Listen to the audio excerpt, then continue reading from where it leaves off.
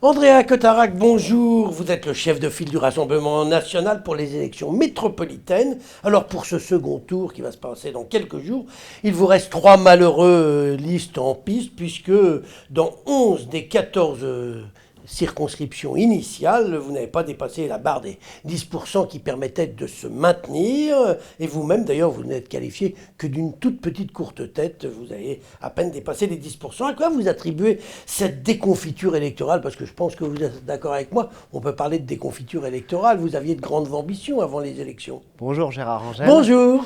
C'est un peu arrogant de dire ça dans la mesure où, encore une fois, effectivement, on a eu des résultats peu satisfaisants en raison d'un tas de facteurs, notamment le coronavirus sur les villes de Lyon. En revanche, toute la banlieue Est, c'est-à-dire toutes ces communes qui vivent l'insécurité, toutes ces communes qui se sont senties noyées par la métropole de Lyon, on avait mené une campagne de la métropole des communes, ont porté le Rassemblement national au second tour.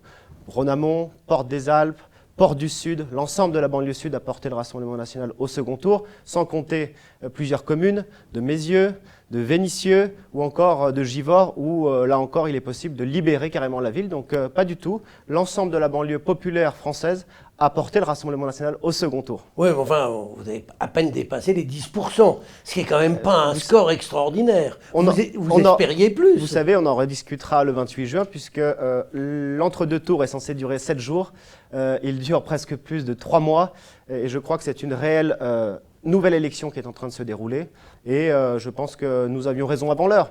On avait fait campagne sur le localisme. Tout le monde rigolait, à savoir vivre, travailler, consommer sur nos territoires. L'après-Covid démontre que tout le monde s'y met. On avait défendu une métropole républicaine et laïque. Tout le monde rigolait quand on expliquait qu'il y avait une ingérence turque et islamiste dans les élections. On a vu que M. Yves Blin sur Vénissieux ou encore vers Saint-Priest, La République En Marche fusionne avec des proches de M. Erdogan. On avait dit que la sécurité était un problème. On avait réservé 50 millions d'euros pour permettre aux communes de défendre et de protéger leurs habitants. On voit encore hier que des policiers nationaux manifestaient devant la préfecture. En bref, nous avions raison avant l'heure. On voulait aussi sanctuariser les terres agricoles pour permettre d'avoir des produits locaux, multiplier les distributeurs de produits locaux sans intermédiaire dans l'ensemble de la métropole. On voit que tout le monde s'y met, à commencer par le président de la République. Donc on va continuer, on ne change pas d'un iota notre programme et on en est très fiers. Dites-moi, Andrea Cotarac, vous avez toujours raison, mais les électeurs s'en aperçoivent pas. L'avantage, c'est d'avoir raison au bon moment. Oui, nous avions raison avant, et nous allons continuer puisque nous agissons, nous faisons campagne avec conviction. Théoriquement, on a eu raison. Les faits nous ont prouvé que nous avions raison. Et encore une fois, je crois qu'on vit encore une fracture absolument folle, puisqu'il y a un an, vous vous souvenez, je sortais de la France Insoumise pour rejoindre le Rassemblement national. J'expliquais que la gauche avait remplacé la lutte des classes par la lutte des races. On est en plein dedans aujourd'hui avec des indigénistes qui déboulonnent carrément des statuts et qui déboulonnent finalement l'histoire de la France avec ces zones d'ombre comme ces ombres de lumière. Nous, au Rassemblement national, on prend tout et on souhaite faire en sorte que le peuple français soit fier de sa patrie et prendre le pouvoir. Dites-moi, Andrea Cotarac, le 28 au soir, vous n'aurez probablement que 3 ou 4 conseillers métropolitains. Vous êtes d'accord avec mon chiffre? Je croyais voir un journaliste, je vois un astrologue. Mais on peut être les deux. Et, voilà. Mais vous êtes aussi astrologue puisque vous êtes persuadé. Vous savez, Gérard Angel, la métropole de Lyon est aujourd'hui une nouvelle collectivité à statut particulier. Nous risquons d'avoir plus d'élus, même si c'est moins qu'on l'espérait, que la présente mandature. Il y en avait 2 dans la précédente. Sans compter qu'il y aura moins de place à la métropole de Lyon, puisqu'on a réduit le nombre de sièges à la métropole de Lyon. Nous risquons d'avoir une bonne base avec Givors. Et tout ça est quand même assez inédit dans la métropole de Lyon. Vous le savez vous-même, puisque vous êtes un journaliste qui avait suivi depuis plusieurs décennies l'histoire politique lyonnaise. Et astrologue, vous venez de le dire. Et astrologue. Ce sera une bonne base finalement pour l'avenir et pour préparer les stratégies prochaines. Andrea Cotarac, vous portez quel regard sur la fusion des listes Collomb et celle de la droite ?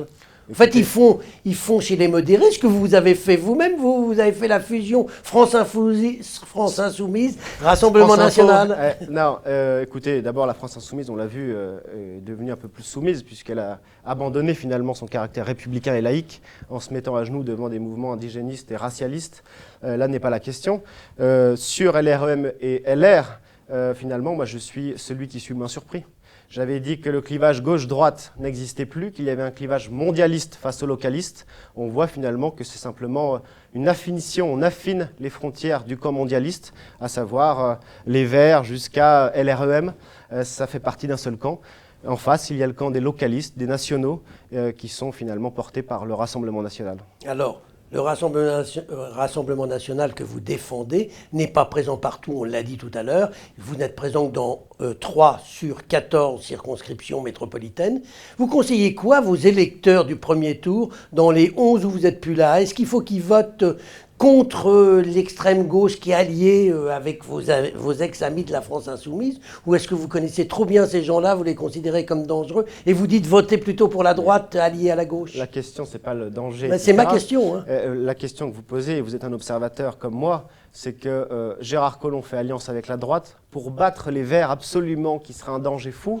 Vous êtes d'accord? Mais attendez, les Verts ont dirigé la métropole de Lyon avec Gérard Collomb, ont eu plusieurs vice-présidences, ont eu plusieurs conseillers délégués, ont siégé au Citral avec Gérard Collomb.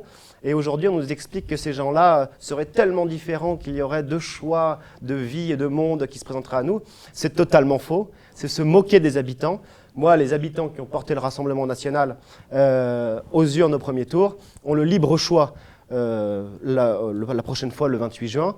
Et les militants du Rassemblement national et tous celles et ceux qui souhaitent porter campagne, je les invite sur l'ensemble des circonscriptions ou des communes où le Rassemblement national est au 2e tour pour finalement l'emporter, avoir le plus d'élus demain à la métropole de Lyon. Et là où vous n'êtes pas présent, qu'est-ce qu'il faut faire? Je vous ai dit, les habitants sont libres de choisir. Dites-moi, avant de nous quitter, un petit mot à Givors. Antoine Méliès peut éventuellement gagner la mairie grâce aux divisions de l'autre côté, au fait qu'il a fait un score raisonnable. Est-ce que le fait que Antoine Méliès ait fait un score plutôt intéressant dans sa commune n'est pas le résultat d'une bonne implantation locale, d'un travail de terrain? Et est-ce que c'est pas ce qui vous a manqué? Parce que vous êtes parachuté dans une circonscription où personne ne vous connaissait et finalement votre score n'est pas à la hauteur de vos espoirs. Je crois que mon score est le meilleur au Rassemblement national. Oui, mais il n'est pas bon quand même. Premier point. Deuxième point, il y a 2 élections. Antoine Méliès était présent à la métropole. Malheureusement, il n'a pas été qualifié. Et il a eu un excellent travail, une excellente implantation. En revanche, sur la municipale et sur Givors pendant 6 ans. Il y a un alignement des planètes parce que le Parti communiste, là-bas, n'a plus rien de communiste. Le Parti communiste a été condamné en justice. Et finalement, les Givordains voient très bien que le bilan de mandat du Parti communiste et de la maire actuelle n'est pas bon. Je pense qu'à Givors, le réel choix du changement, c'est Antoine Méliès. Et est-ce que vous ne regrettez pas de ne pas être implanté dans un secteur pour défendre la métropole de Lyon, c'est autre chose. Gérard Collomb est implanté depuis des décennies dans le 9e arrondissement. Ça n'a pas manqué aux Verts de lui voler la vedette dans son propre secteur et dans son propre fief. Je crois qu'aujourd'hui, c'est véritablement des choix politiques qui se posent à nous. Et le Rassemblement national, c'est le choix vraiment de la rupture, de l'unité de la nation française et d'un changement localiste proche des habitants. On voit que le confinement ne vous aura pas changé. Vous avez toujours le même discours qu'avant la crise. Andrea Cotarac, je vous remercie. Merci à vous.